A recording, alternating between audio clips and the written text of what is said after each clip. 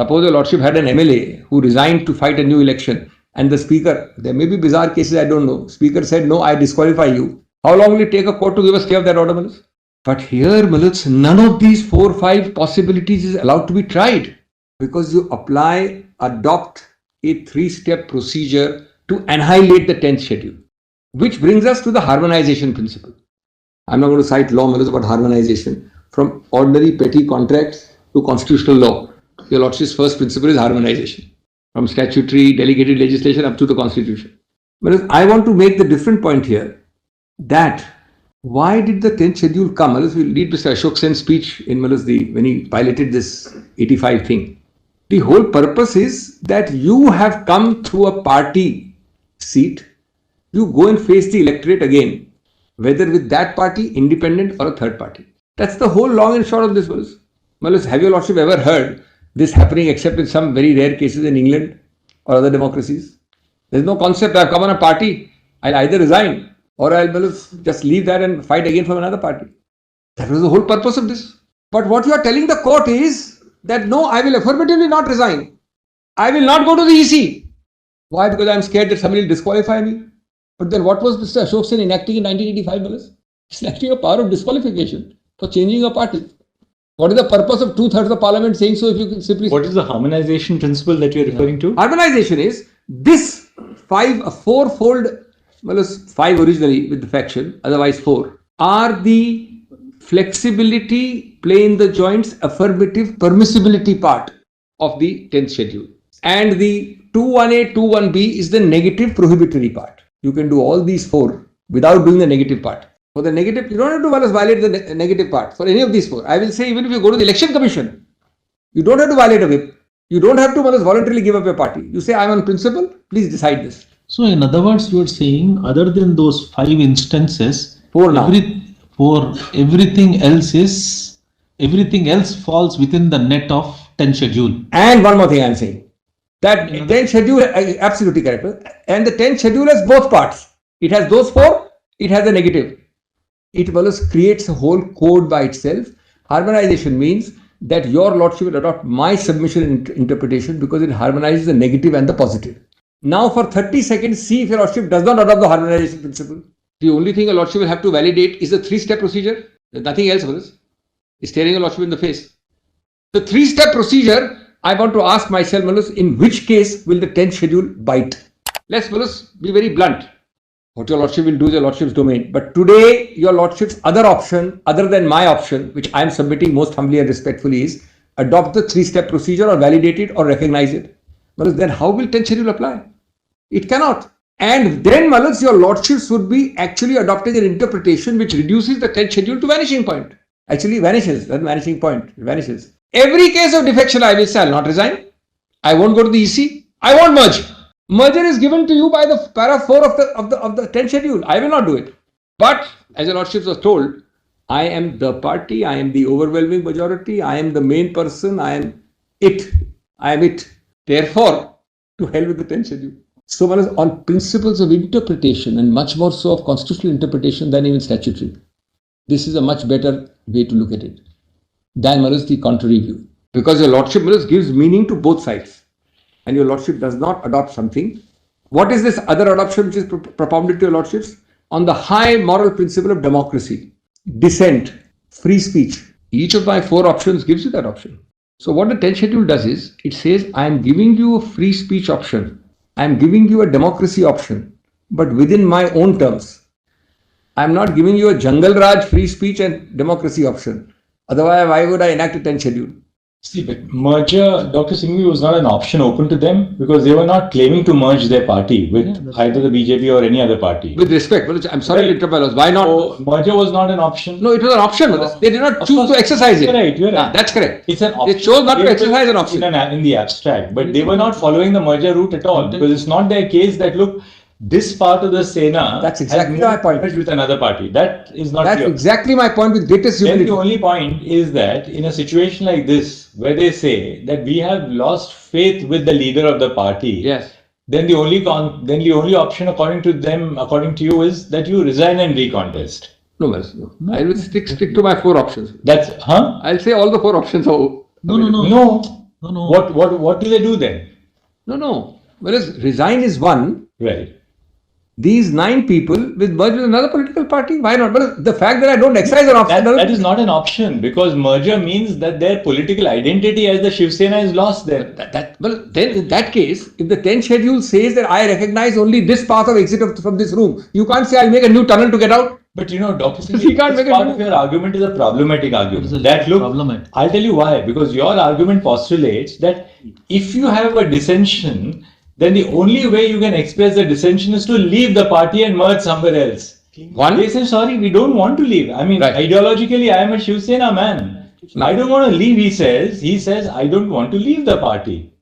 So, as per kindly see the consequences. Even if somebody applies to the election commission at the initial stage instead of in the legislative assembly, and says that we now want the political party to that we are the political party, recognize us. So even that, according to your argument, is impermissible then? No, because that's outside the so long as 5 instances that you have given. No. One of my 5 is EC. He's not resigned. No. One is resignation, one is split, which is gone now, one is merger. The 4th is EC. 4th is EC. Now, whereas if I apply to EC without violating a whip and get a decision, if I apply to EC without voluntarily resigning, it's perfectly permissible. I can't be saying I'll topple first and then I'll apply to EC. So remain a member, be a part of it, and contemporaneously vindicate your principle. Absolutely. But I just see the reverse of it. But just consider how it will apply. You first topple the government, then you go to the EC.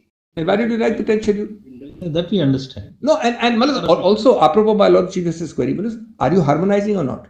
There is one more thing. The fact that you don't choose consciously not to exercise an option does not mean you can wish away the option. The option is a constitutional option. It's a constitutional option. It's as equal to split as it was earlier. You don't exercise it, it really amounts to saying this: I want to avoid the 10th schedule. So I will put blinkers and close my eyes to 4 options available.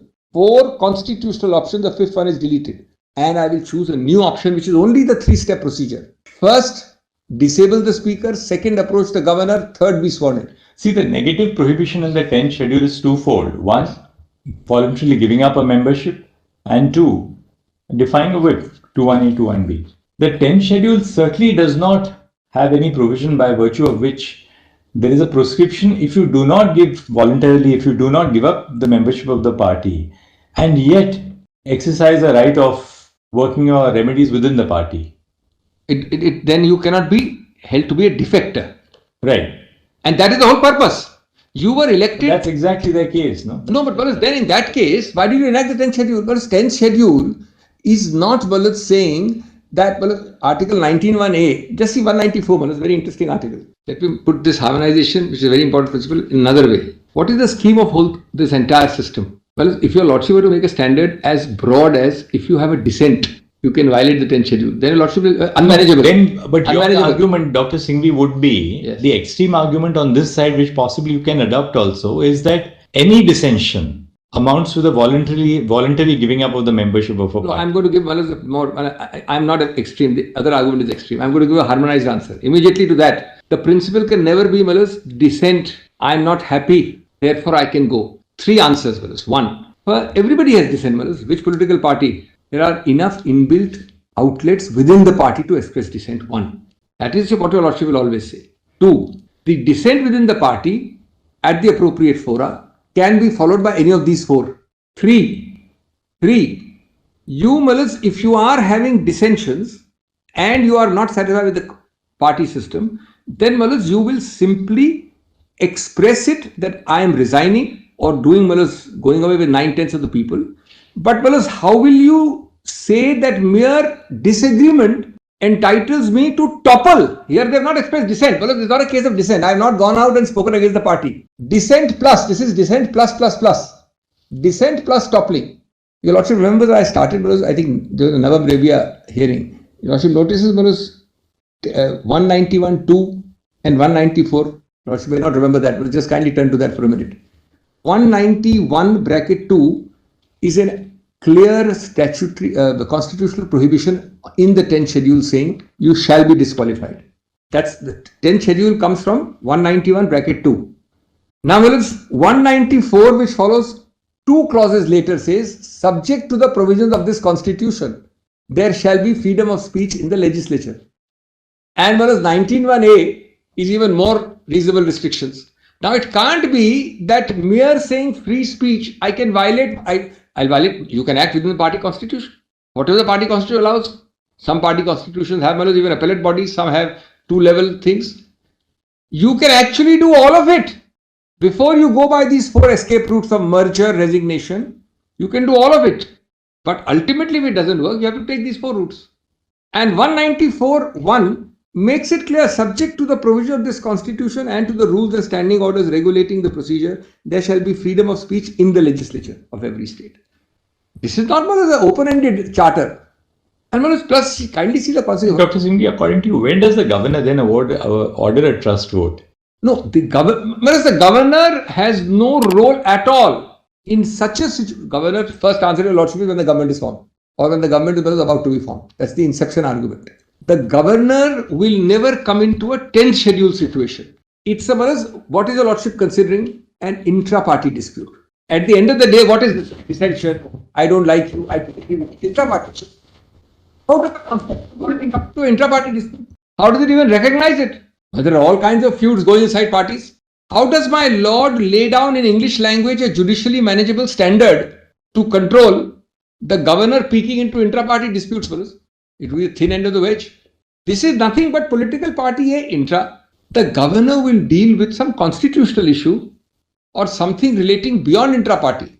And how will the governor deal without any specific article, mind you? In a sense, superseding and overdoing the 10th schedule, which is a constitutional article, with 191(2), which we tend to forget. 191(2) read with the 10th schedule.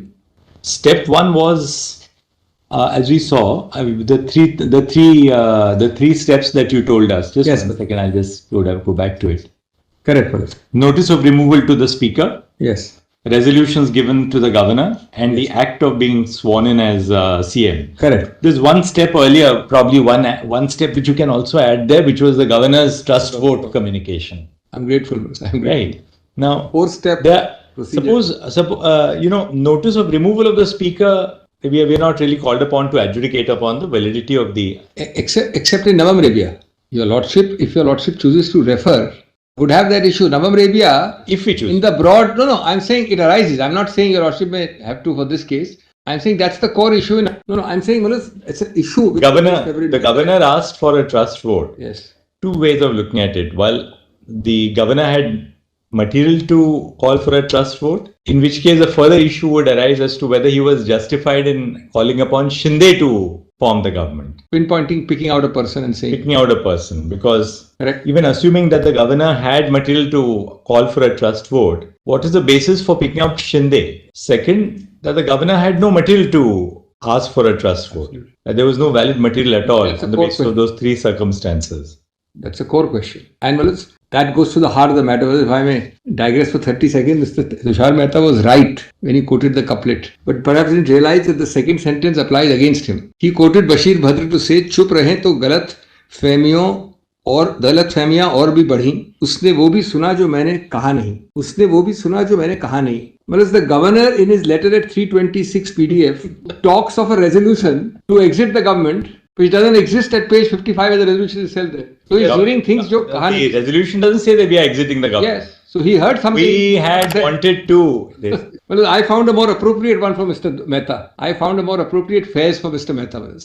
Not Bashir. So the really question was whether there was a valid exercise of power by the governor to call for a trust vote. And but what happens if we come to the conclusion that there was no valid exercise of power by the governor to call a trust? Everything false. Everything false is very... No, I'll be dealing with Boman. That's the core question. Your lordships is saved a lot of unnecessary exercise if your lordship comes to that conclusion plus follows Bomai, which in any case is... So then you, according to you, what? We reinstate the Uddhav Thackerey... Straight away, let me first change my tack. So let me end this first point by saying, let me end the first point by asking myself a reverse question. What happens in my first point of affirmative and negative if your lordships were to accept their interpretation? That's a good way of answering my malus proposition. Namely, your lordship will have nothing left in the 10th schedule. How does the lordship operate both? The 4-step or the 3-step becomes the norm. and will be followed in every case to defeat the 10th schedule. That's my first point.